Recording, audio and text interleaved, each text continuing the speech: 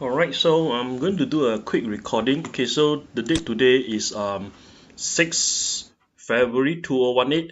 Alright, now for the past few days the market has dropped a lot. So of course what we're going to look at is I'm going to look at some of the indicator, and this could maybe signal that there's a change in the market already. Alright, the first thing that we're going to look at, I think this one we have covered it in our lessons before. So this is the Shiller PE ratio. So you can just go to Google and type it. Alright, Shiller PE, and then you take a look at this one here. So this page, okay, so mutpl.com. So you go to this page here, take a look. Now you can see that this one here, this is the Shiller PE ratio as of now.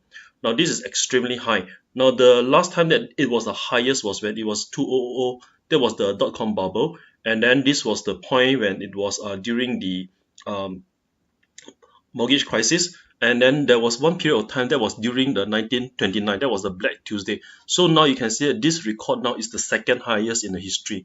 So something that we have to take into consideration now. Now let's look at another indicator. Okay, now this one here is called the GDP to, okay, so you can just type GDP to market cap ratio. Okay, so now I think you Google, and then you go to this page. Okay, you go to the Guru Focus. Okay, actually there's a name for this. They call it the Buffett indicator, because this one is a indicator that Warren Buffett likes a lot. So let's take a look at this thing here now. Now let's check this. Alright, so close this. Now you can see that this is what the total market cap to GDP ratio now. Alright, if you take a quick look, it is now around 100 and, okay, maybe I should just reduce a little. So you can see now this is 140%. Okay, what it means is just that this is the market is already 40% overvalued. Now the last time that it was so high was during the 200. So that is also the dot-com period. And then after that there was another time when it crossed above 100, that is during the 2008 crisis, and now it has gone to the very high price now. So alright, this is something that we have to take note. Okay, now the last thing that we have to look for is this thing called the yield curve. Now let me just you can just type treasury yield curve chart. Okay, so you Google this treasury yield curve chart. Alright, you can go to maybe the second link here. This is the daily treasury yield curve rate for the Treasury Department from the US. Now let's take a look at how does it look like now. Okay, so I would like to look at this. Maybe I'll just go back. I will look for this one here, the first one.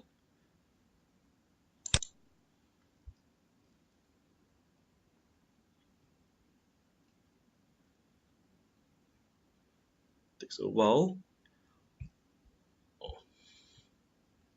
Wondering why this is so slow. Okay, maybe let me just try that again. Okay, the yield curve, daily treasury yield curve.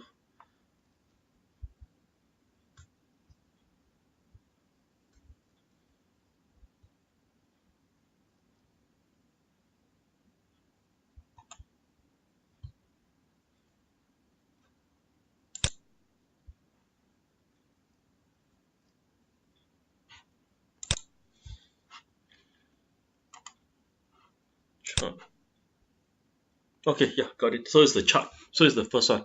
Alright, now you can take a look. This is how the yield curve is going to look like. Now, this is on 28 February. Now, if you take a quick look, I'm going to go back to January. Okay, let's go. Now you can see that it is still steepening. Now, this is the, okay, we look at actually both of them. This is the nominal, this is the real one. Okay, the nominal simply means that the inflation rate is not taken into consideration. The real one is the one that inflation is taken into consideration. Now you can see that something is brewing. Okay, let me just go to 2017, look at June. Okay, so that's about 6 months ago. So they are rather quite steep.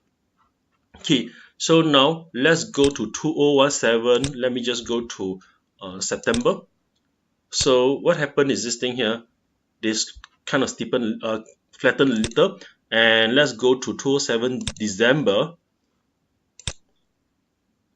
Alright, now the December, you can see that the real rate is going to go quite flat already. And let's look at 2018 now. So 2018, we look for February, which is the past few days. let's look at how it looks like. Okay, you can see that.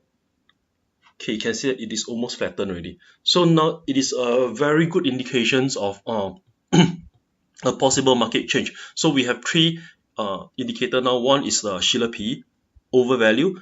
We have the GDP to market ratio, extremely overvalue. And now we can see that the yield curve is slowly flattening. So for traders or for investor, if you are going to go for a long-term investment, then at least we need to pay some attention to this and try to be more careful. Well, of course, if possible, we may have to reduce our exposure to the market now in terms of investment. Okay, thank you. So that's all for this video.